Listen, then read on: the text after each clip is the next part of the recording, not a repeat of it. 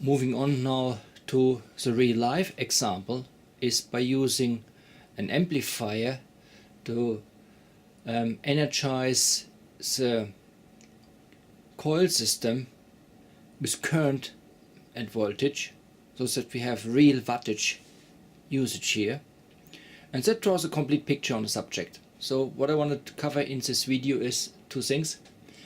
First thing is we're gonna do the obvious function you would expect. We're gonna draw energy via rectifiers into a capacitor and measure the values. And the second exercise is we gonna couple magnetically with the second coil to the primary coil system and harness energy this way, and also put it into a capacitor and measure the time.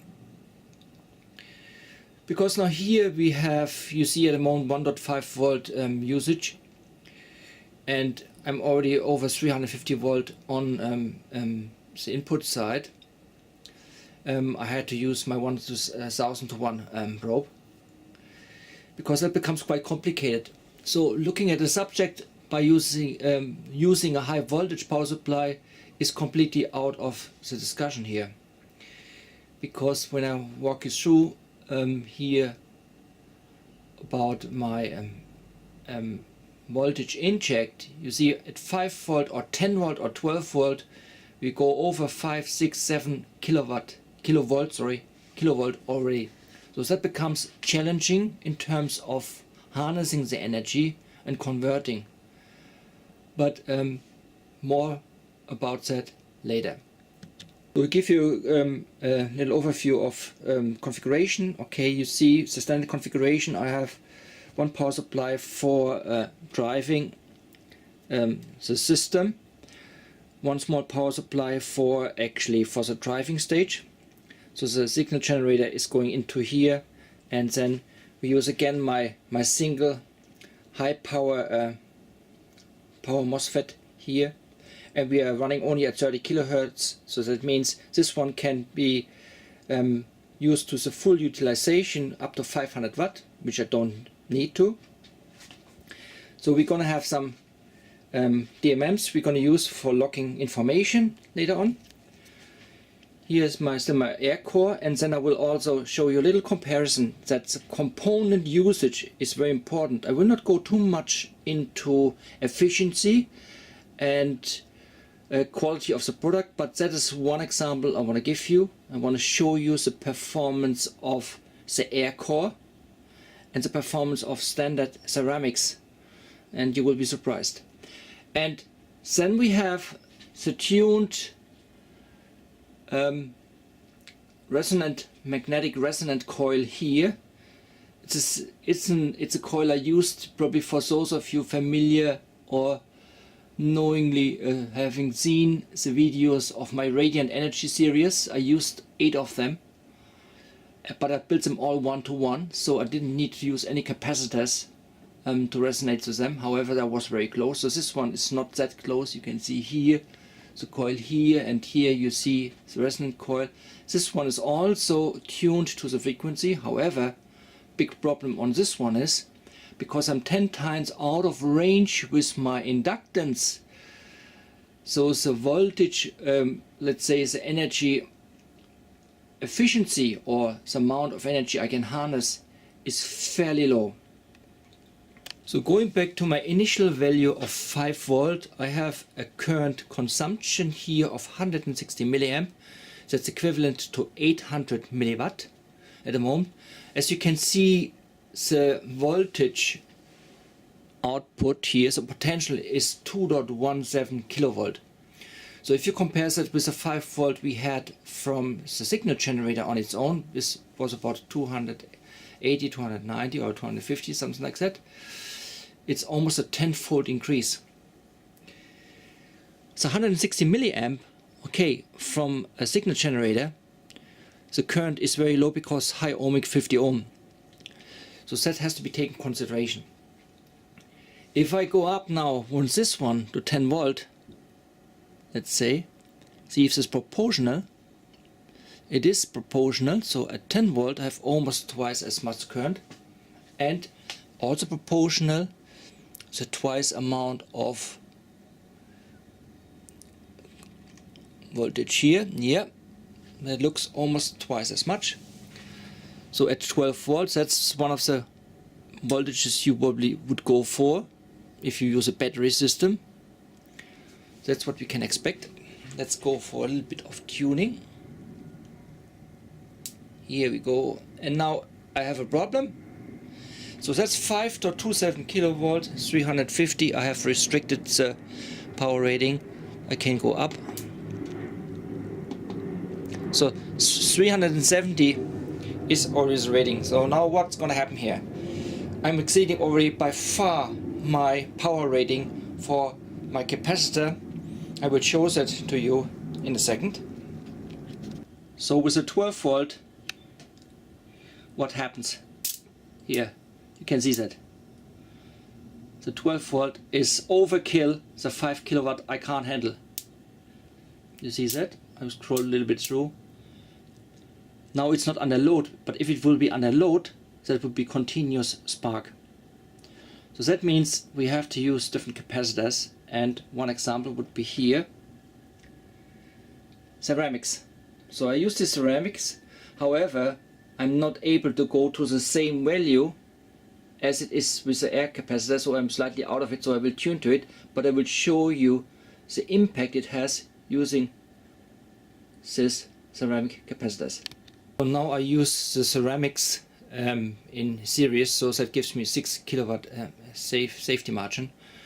What you can see here is at 5 volt I'm a little bit up in the frequency, so I tuned it to the frequency, get the highest value out of it. But as you can see here,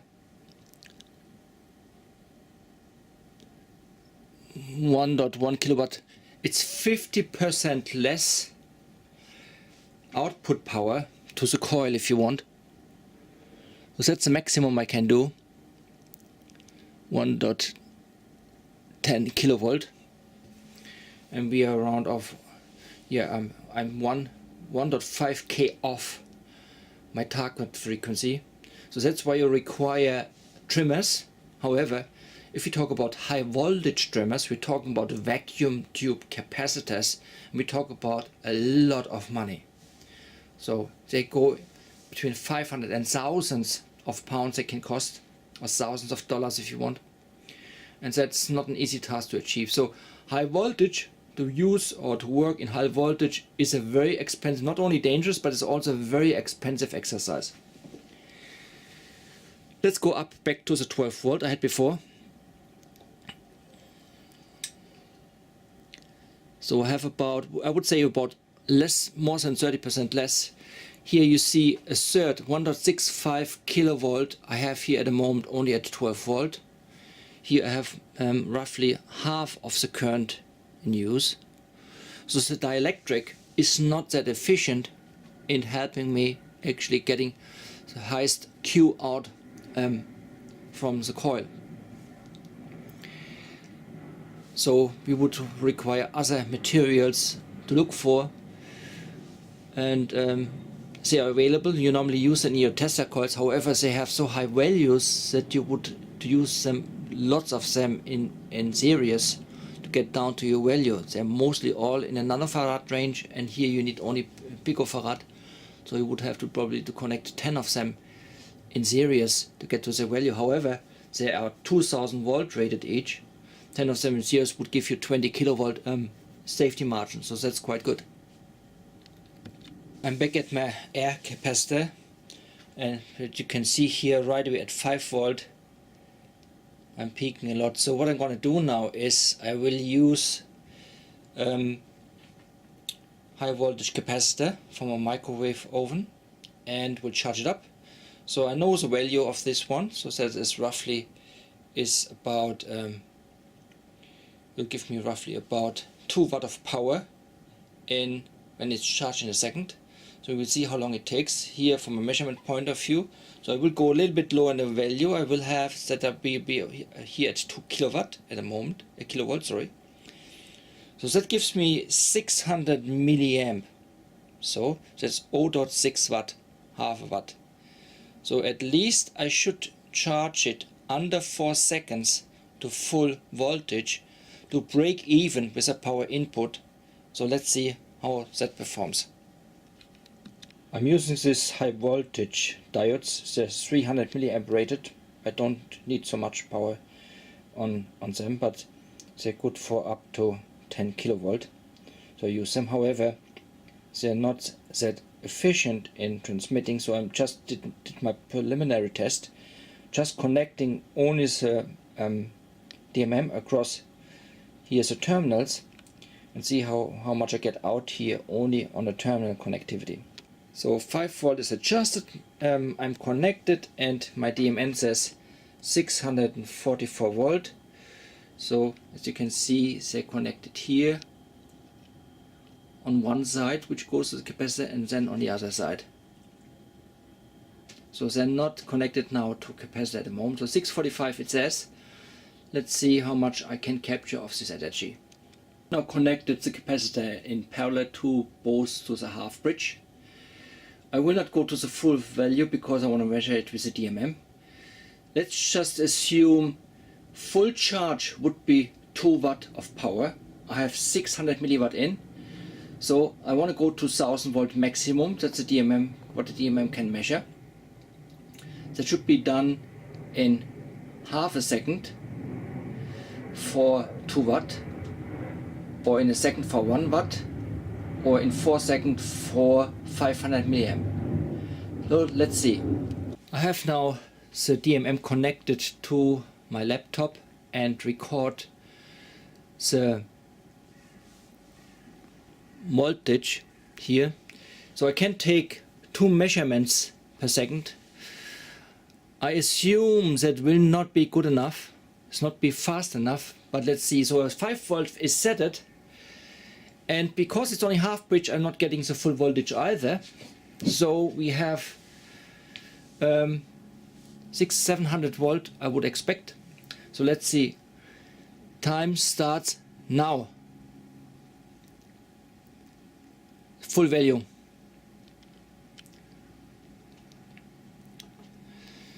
So let's replace it. Let's have a look back on the information.